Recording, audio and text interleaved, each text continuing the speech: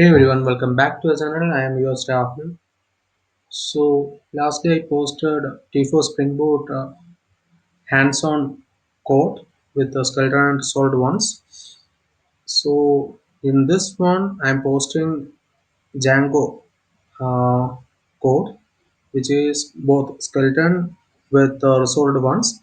It's almost similar to the exam pattern, and the problem statement, everything is available.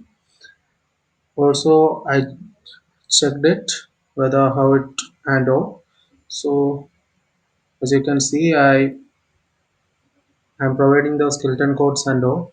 Also the resolved one. I checked almost 13 test cases were there and everything works fine. All uh, is filled and it's everything written perfectly. So uh, here, if you get any doubt or any query, just ping me. I will help you. Also, I will share the link in the description. You can fetch it from there. So, also at the end of the problem statement, I provided some commands. After this only, you have to go for the test. This fourth one you can ignore, no issue.